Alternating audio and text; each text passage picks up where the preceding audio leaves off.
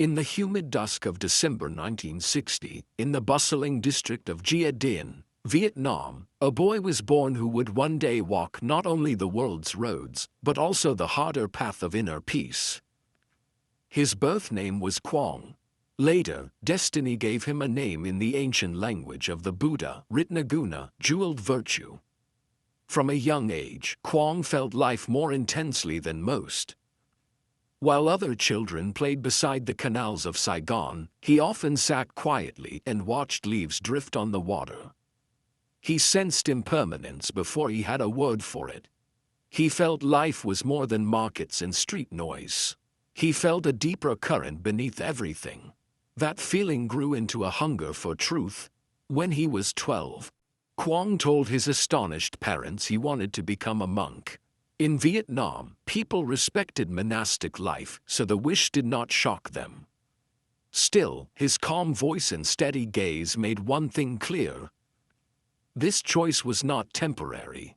This choice was the foundation of his life. In July 1972, at Phom Minh Pagoda in Go Vap, he shaved his head and donned the ochre robes as a novice. The ceremony was simple, yet the moment carried weight. A quiet turning point had begun, one that would later touch thousands of lives. The temple courtyard smelled of incense and held a deep silence. For a boy who had never known real stillness, this quiet felt both soothing and demanding. The monks moved with calm purpose. They woke before dawn, they chanted, they meditated as the sky slowly brightened. Young Ritnaguna struggled at first. The early morning cold pierced his bones. His mind jumped like a restless animal. Still, each evening he sat beneath the Bodhi tree, softened his gaze, and returned to the breath. He learned stillness through steady effort. Meditation did not feel mystical to him. It felt like honest work. It felt like training. In July 1981, after years of study and disciplined monastic life, he received full ordination as a bhikkhu in Saigon. Temple bells rang that day. He felt a deeper truth in the sound. Each bell reminded him, everything changes. His teacher saw something rare in him. He carried balance. He held compassion with quiet strength. Monks sought his counsel. Lay followers listened closely. He spoke without arrogance. His humility made people feel safe to open their hearts. The world moved fast. Wars, migrations, and upheaval reshaped lives.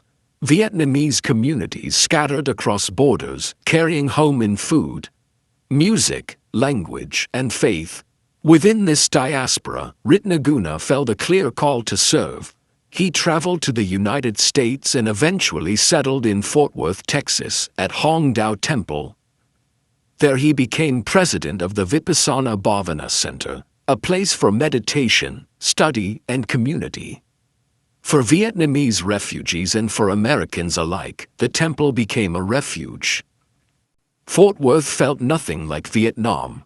The sky stretched wide, the air felt dry, winters cut sharp. Still, inside the quiet hall, with candlelight against pale walls, the Buddha's teachings took root. Ritnaguna taught Vipassana, insight meditation. He did not present it as a technique. He taught it as a way to live. Awareness in the breath, awareness in pain, awareness in joy.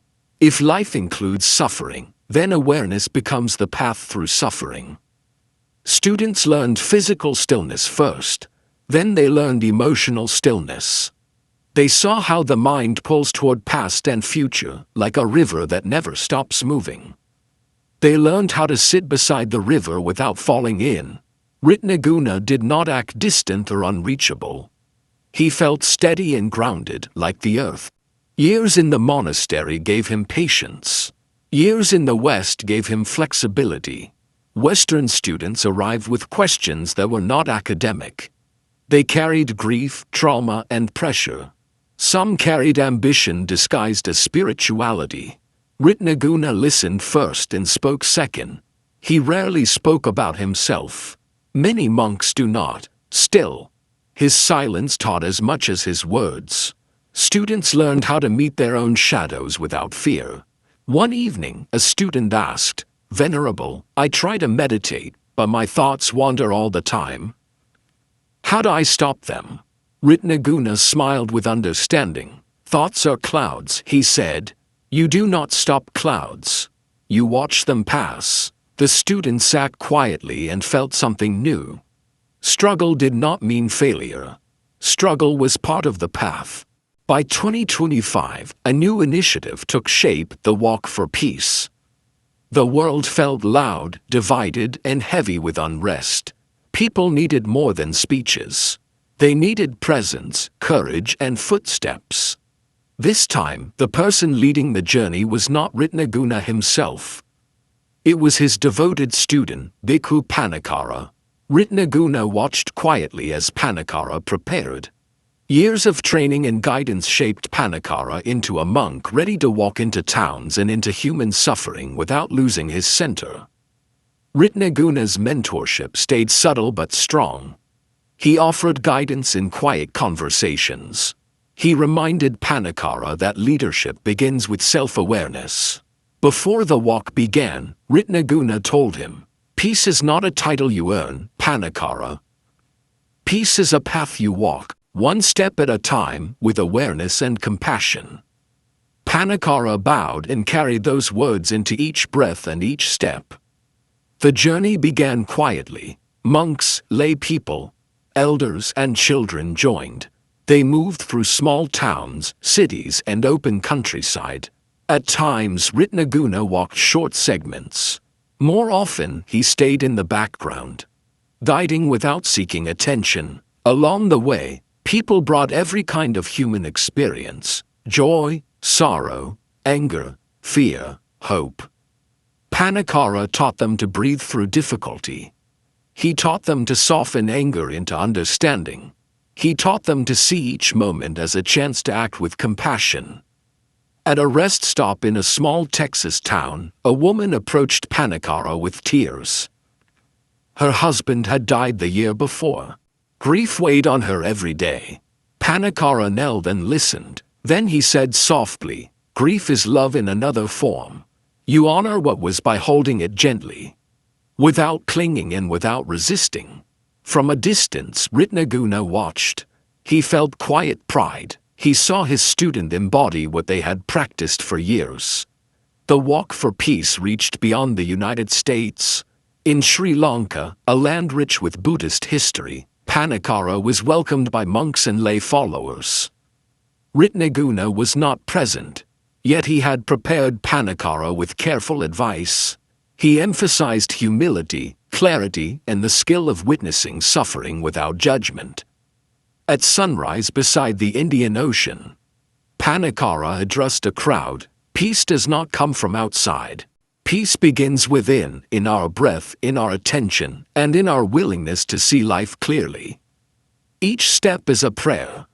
Each step is a commitment to compassion. People listened with full hearts. They felt the power of the example, not only the words. Ritnaguna's teaching lived inside each step, even while he remained out of view. Throughout the journey, Ritnaguna reminded Pannakara and other young monks that true leadership rests on inner stillness. One afternoon, beneath a wide oak tree, Pannakara asked, "Venerable, how do we keep peace in a world full of chaos?" Ritnaguna smiled as the breeze moved the leaves. "Peace is a seed," he replied. "The world might be harsh soil, but each moment of mindful attention waters the seed. Your task is not to control the world. Your task is to nurture clarity and compassion inside yourself. The rest will spread outward." Pannakara understood. Walking for peace was not only public service. It was inner training. After months of walking, listening, teaching, and meeting people, the journey returned to Fort Worth. Pannakara felt exhausted, yet brightened by what he had learned. Ritnaguna greeted him without fanfare, with calm recognition. "You walked well, Pannakara. Remember, this is only the beginning. Each day you live with awareness, you continue the walk." The community understood. The journey was not measured in miles. It was measured in awareness planted, compassion shared, and hearts touched. Venerable Ritnaguna's life stayed rooted in practice and teaching, yet his influence spread through his students. Pannakara's walk for peace stands as a living example of Ritnaguna's guidance, discipline, wisdom, and compassion. This story reminds us that leadership does not require spotlight. Real influence often moves quietly through steady example, patient guidance, and the long work of cultivating virtue in others. Ritnaguna's legacy lives less in titles and more in the lives changed by his teaching, and in the footsteps of students like Pannakara, who carry jeweled virtue into the world. Peace is not a destination.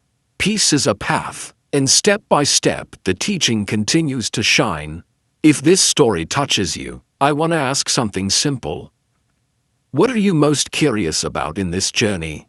1. The early life and training of Venerable Ritnaguna. 2. How a quiet teacher shapes generations through guidance. 3.